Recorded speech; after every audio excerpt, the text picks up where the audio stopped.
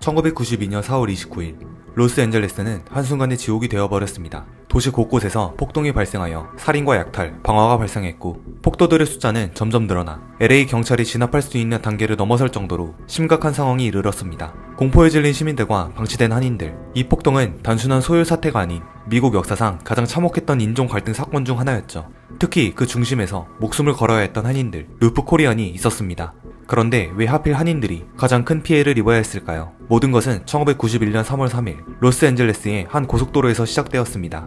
흑인 남성 로드니 킹은 과속으로 교통단속을 피해 도주하다 경찰에 체포되었습니다. 킹은 사회 하층민 흑인으로 이미 수십 차례의 강도와 폭행으로 감옥을 들락거린 전과자였습니다. 그리고 사건이 발생한 날은 가석방 중인 상태로 만약 경찰에게 걸릴 경우 가차없이 다시 수감되어야 했기 때문에 상당히 예민한 상태였죠. 때문에 로드니 킹은 경찰들이 체포하려고 다가오자 거칠게 저항하였고 경찰들은 킹을 제압하기 위해 무력을 사용하기 시작합니다. 그런데 문제는 너무 심하게 제압했다는 것입니다. 거의 집단 구타나 다름없는 폭력 진압으로 로드니 킹은 다리가 골절되고 영구 청각장애를 얻을 정도였습니다. 그리고 도로를 지나던 한 시민에 의해 이 모든 장면이 비디오 카메라로 촬영이 되었고 동영상은 곧바로 언론에 제보되어 삽시간에 LA 전역으로 퍼졌습니다.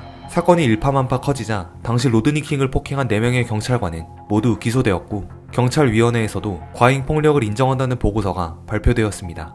그로부터 1년 뒤인 1992년 2월 5일 과잉 진압을 한 4명의 경찰관에 대한 재판이 진행되었는데 재판 결과 4명의 경찰관이 모두 무죄 판정을 받는 충격적인 일이 벌어집니다. 사실 이 재판은 처음부터 기소된 경찰관들에게 유리하게 돌아갔습니다. 먼저 사건을 LA에 위치한 법원이 아닌 60km 떨어진 시미밸리에 있는 법원으로 옮긴 것인데 시미밸리는 백인 비율이 70%가 넘는 지역으로 이 재판에 배당된 배심원 또한 12명 중 10명이 백인, 1명이 라틴계, 1명이 아시아계로 구성되었습니다. 그리고 배심원단 모두는 4명의 경찰관들의 폭행 장면이 정당한 공권력 행사로 보인다고 판단하며 무죄를 선고했습니다. 이 모든 상황을 지켜본 LA 흑인 사회는 참았던 분노가 폭발하고 곧장 수천 명의 흑인들이 거리로 나와 시위를 하게 되면서 폭동의 불씨가 지펴집니다. 1992년 4월 29일 무죄 판결이 발표된 직후 LA 남부 지역에서 흑인 시위대가 거리로 쏟아져 나왔습니다. 처음에는 평화적인 시위였지만 곧 폭력적인 폭동으로 번졌습니다. 이 폭동은 약 6일간 지속되었고 60여 명이 사망하고 2,000명 이상이 부상을 입었으며 약 10억 달러 이상의 재산 피해가 발생했습니다. 하지만 흑인들의 분노는 로드니 킹 사건만으로 시작된 것이 아니었습니다. 로드니 킹 사건이 발생한 지 13일 후인 1991년 3월 16일 또 하나의 비극이 일어났습니다. LA 한인마켓에서 한인 두순자 씨가 흑인 소녀 라타샤 할린스를 절도범으로 오해해 총으로 쏴버리는 사건이죠.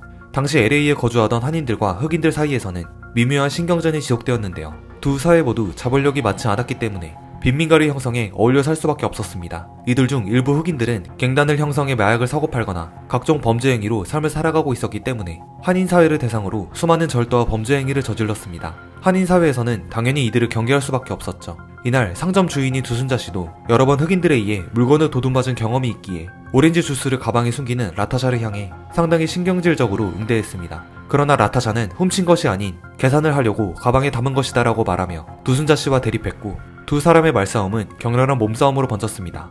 그 순간 두순자 씨는 권총을 꺼내 라타샤의 머리에 쐈고 소녀는 그 자리에서 사망하게 됩니다. 두순자 씨는 살인 혐의로 기소되었지만 법원은 집행유예 5년과 사회봉사 400시간이라는 가벼운 판결을 내렸습니다. 이 사건은 흑인 사회에 또 한 번 큰 충격을 주었으며 흑인의 생명은 이토록 하찮은가라는 흑인들의 절망감은 한인 상권에 대한 분노로 이어졌습니다. 로드니 킹 사건으로 인해 흑인 인종차별에 대한 문제가 폭발하는 와중에 한인에 대한 흑인 살해 사건까지 맞물리며 흑인들의 분노와 인종차별 피해의식은 한인을 향하게 됩니다. 더욱이 불공정 재판으로 인한 시위가 발생하는 시점에 미국 언론은 이 두순자 사건을 집중 보도함으로써 마치 흑인 인종차별의 주동자는 한인들이라는 프레임이 씌워지게 됩니다. 인종차별에 대항하는 흑인들의 시위는 미국 전역에서 발생했고 그중 LA 지역에서 가장 크게 일어났습니다. 도로를 점거한 흑인 폭도들은 지나가는 차를 멈춰 세우고 운전자가 백인을 시, 무차별로 폭행하는 등 분노는 걷잡을 수 없이 커져갔는데요. 폭동에 합류한 흑인들은 인근 상가들을 부수고 방화를 저지릅니다. 이 모든 과정은 헬리콥터를 통해 TV로 생중계되었고 이 장면을 본 흑인들은 오히려 같이 흥분하여 일제히 시위대에 합류하여 폭동의 규모는 더 확대됩니다. 그리고 폭도들의 분노는 한인타운으로 향하게 되죠. 그동안 지속된 한인들과의 갈등, 로드니 킹 사건과 맞물린 두순자 사건, 그리고 미국 언론의 만연사냥식 보도로 인해 LA 흑인 폭동의 타겟은 한인들과 그들이 운영하는 가게가 되어버립니다. 폭도들은 한인타운으로 이동하면서 보이는 모든 한인 상점들을 파괴하고 약탈하며 한인들의 터전을 짓밟았습니다. 곧바로 한인사회에서도 라디오를 통해 사태의 심각성을 알리고 한인들이 무사히 대피할 수 있도록 안내방송을 합니다. LA 한인 라디오 방송국은 폭동이 벌어진 직후 전 직원이 이 교대로 24시간씩 근무하면서 한인들의 피해 제보를 받아 라디오를 통해 중계했고 피해 상황을 알렸습니다. 이때 LA 경찰은 코리아타운을 그대로 방치했는데요. 도시의 치안이 무너지고 폭도들이 날뛰는 상황 속에서 LA 경찰들은 왜 아무런 조치를 취하지 않은 걸까요? 폭동이 발생할 당시 LA 경찰들은 경찰력만으로 이 폭동의 규모를 진압할 수 없다는 것을 파악하자 병력을 LA 북부로 이동시켜 상류층 백인 밀집 구역인 할리우드와 베버리 힐즈 근처에 방어선이 형성합니다. 한마디로 백인들만 지키겠다는 움직임이었죠. 애석하게도 코리아타운은 방어선을 형성한 지역과 폭동이 일어난 남부 LA 사이에 위치해 폭도들이 그대로 지나갈 수 있는 위치에 있었습니다. 결국 한인들은 경찰의 보호를 받지 못한 채 폭도들에게 온전히 노출되었고 절망적인 상황에서 스스로를 지키기 위해 자경단을 조직해 맞설 수밖에 없었습니다. 한인들은 해병대 전우회와 예비군 출신 군 전역자들을 중심으로 자경단을 조직하였는데 당시 총포상 주인이었던 데이비드 주는 가게에 있는 총기와 탄약을 모두 배포해 자경단을 무장시켰고 이들의 지원 덕에 자경단은 하루에 300명이 지원할 만큼 규모가 커지게 되죠. 한인 자경단은 라디오 방송국과 협력하여 곳곳에서 피해를 입고 있는 한인들을 가주마켓이라는 곳으로 피신시켰고 라디오를 통해 제보가 들어오면 곧장 출동하여 폭도들을 내쫓는 등 체계적이고 유기적으로 방어 전략을 펼쳤습니다. 특히 대부분 군필인 한국 남자 특성상 자경단을 이루는 구성원들은 대부분 예비군이었으며 이들 중에는 종전한 지 20년이 채 되지 않은 베트남 전쟁 참전용사 출신들도 많았다고 합니다. 그야말로 실전 경험이 있는 전직 군인들이 자경단을 조직한 것입니다. 한인 자경단은 순식간에 부대 단위의 편성을 이루어 거점인 가주마켓을 중심으로 방어선을 구축하였으며 폭도들의 상황을 살펴보기 위해 건물 옥상에는 24시간 경계 인원을 배치하고 가게 주변에는 자동차나 가구로 바리케이트를 구성하여 방어 병력을 배치합니다. 그리고 자경단은 선제 공격 금지, 방어 시 위협 사격만 가능, 절대 사람을 향해 발포하지 말 것이라는 원칙을 만들어 무고한 희생이 발생하지 않게끔 행동 지침을 고수합니다. 이 당시 가주마켓 옥상에서 총을 들고 경계를 서고 있는 한인 자경단에게 지붕 위의 한인, 즉 루프코리안이라는 별명이 붙었으며 이는 LA 폭동을 상징하는 하나의 대명사로 여겨지기도 합니다. 마치 군대와 같은 체계적인 한인 자경단은 곧바로 미국 언론을 통해 방송되었고 흑인 폭도들 사이에선 한인 자경단을 만나면 큰일 난다 라는 소문이 돌기 시작하여 점차 한인타운에 대한 공격을 멈추게 됩니다. 하지만 이 과정에서 한인 자경단도 한 명의 무고한 희생자가 발생하게 되는데요. 폭동이 일어난 다음 날인 4월 30일 신고를 받고 출동한 한인 자경단원 19살 이재성 군이 한 건물의 옥상에 있던 다른 자경단원에게 5인 사격을 당해 사망하는 일이 발생한 것이죠. 안타깝게 사망한 이재성 군은 폭동이 끝난 후 5월 6일에 장례식이 치루어졌으며 수많은 한인들을 비롯한 다양한 민족의 LA 시민들이 참여해 그의 희생을 애도했습니다. 폭동 3일차인 1992년 5월 1일이 되어서야 미 정부는 캘리포니아주 방위군을 투입함으로써 본격적으로 폭도들을 진압하기 시작했고 군대가 파견되자 폭동은 빠르게 소요되었습니다. 그리하여 5월 4일 LA를 공포로 몰아넣었던 사상 최대의 폭동 사태는 마침내 막을 내리게 됩니다. 이 폭동으로 인해 사망한 사람은 총 58명이고 부상자는 2383명에 달했습니다. 그리고 군경에 의해 체포된 폭도들만 해도 13,779명에 달할 정도였으니 가히 국가급 전쟁의 한 전투에서 나올 법한 규모의 폭동이었던 것입니다. 이 사건의 여파로 LA 경찰국의 경찰국장이었던 데리 게이츠는 사임하게 됩니다. 그는 오랜 기간 과잉 진압으로 악명 높았던 인물이었습니다.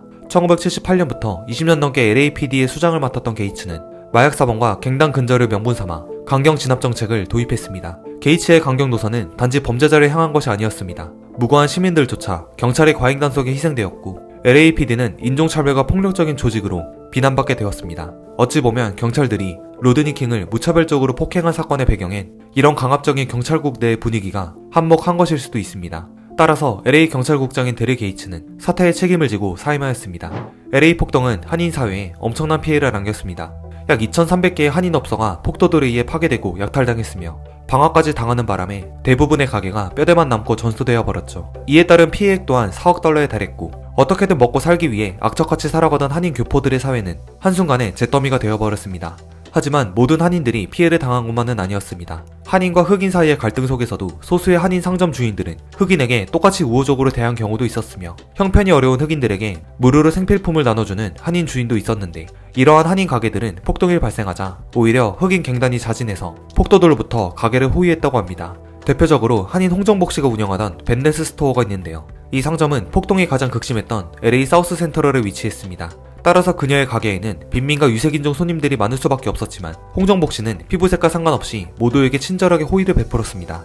돈이 없어 분유를 살 수 없는 여성에게 흔쾌히 외상을 허락해주고 물건을 훔쳐 달아나는 청년에게는 넘어지니 조심히 가라라고 오히려 걱정해주는 등 선행을 실천했죠. 이러한 홍정복 씨의 따뜻한 행보로 인해 흑인들은 마음의 문을 열었고 그녀를 마마라고 부르며 좋아했습니다. 때문에 홍씨의 가게는 폭동으로부터 안전할 수 있었습니다. 그렇게 7년이 지난 1999년 2월 3일 홍정복씨는 안타깝게도 히스패닉계 무장강도 2명에 의해 목숨을 잃게 되는데요. 그녀의 장례식에는 300명이 넘는 흑인들이 참석해 애도를 표했습니다. 그녀가 운영하던 벤데스 스토어 문 앞에는 추모의 꽃다발과 수십 개의 편지가 쌓여 있었으며 편지에는 당신은 남을 돕는 천사였어요 마마, 영원히 사랑할 거예요 와 같은 내용이 적혀 있었다고 합니다. 특히 어느 흑인 갱단의 젊은이는 마마, 우리가 살인자를 찾아 대가를 치르게 할게요 라는 편지를 남기며 자신들에게 늘 엄마처럼 사랑을 베푼 홍정복씨를 향해 마치 친어머니의 죽음에 대한 복수를 다짐하는 것과 같은 메시지를 전하기도 했습니다. 실제로 홍정복씨의 장례식 이후 단 4일 만에 그녀를 따르던 흑인 갱단에 의해 범인 2명이 모두 잡혔으며 이 중 1명은 경찰에 인계, 나머지 1명은 실종 처리되었다고 합니다. 정말 실종 처리가 되었는지 복수심에 불탄 흑인 갱단에 의해 어떻게 되었는지는 모를 일입니다. 이 사건 이후 한인과 흑인 사이는 더 이상 갈등을 조장하는 분위기에서 벗어나 평화를 도모하는 방향으로 움직이게 됩니다. 폭동 직후인 5월 1일에는 코리아타운 중심부에서 약 1000여 명의 인파가 모여 평화 집회를 열었고 5월 2일에는 무려 10만 명의 인파가 코리아타운 아드모어 공원에 모여 평화 집회를 열었습니다. 이들은 거리로 나와 리브 투게더, We can get along와 같은 피켓을 흔들며 더 이상 인종 갈등으로 인한 분쟁을 종결하자고 외쳤습니다. 또한 이 사건은 미국 내 한인 사회에서는 우리가 힘이 없으면 미국 정부의 보호를 받지 못한다라고 뼈저리게 느끼게 되는 계기가 되기도 했는데요. 가난했던 고향 한국을 떠나 그저 먹고 살기 바빴던 한인 이민자 1세대를 지나 LA 폭동 현장을 생생하게 경험했던 2세대 한인 청년들은 미국 주류 사회의 일원이 되기 위해 열심히 학업에 매진하게 됩니다. 타 인종에게 배타적이었던 한인 사회도 닫혀있던 마음의 문을 열게 되는 계기가 되었는데요. 한이들끼리만 잘 살면 된다라는 마인드에서 우리 모두 같이 잘 살자라는 마인드로 바뀌게 된 것이죠. 이러한 노력 끝에 약 30년이 지난 현재 한인타운의 상점과 음식점에는 한인 손님들보다 백인, 흑인, 라틴계 손님이 더 많을 정도라고 합니다. 또한 2020년 11월 미국 연방 하원의원 선거에선 무려 4명의 한국계 의원이 탄생할 만큼 미국 사회의 일원이 되고자 노력한 한인 2세대들의 결실이 맺어지고 있습니다. 한인들에 대한 인식과 위상 또한 많이 달라졌습니다. 대표적으로 2020년 5월 미네소타주에서 로드니 킹 사건과 비슷한 조지 플로이드 사망 사건이 발생하여 또다시 미국 전역에 대규모 폭동 시위가 발생했던 적이 있었는데 당시 치안 유지를 위해 가장 먼저 한인타운의 캘리포니아 주 방위군이 투입된 것입니다. 한인들을 남월나라에서 큰 피해를 당하게 방치한 30여 년 전 LA 폭동 때와는 확연히 다른 대우였습니다. 다문화 다민족 국가인 미국에서 발생했던 대표적인 인종 갈등 LA 폭동, 다른 인종도 나와 똑같은 사람이라고 여기는 것이 바로 평화의 시작이 아닐까요?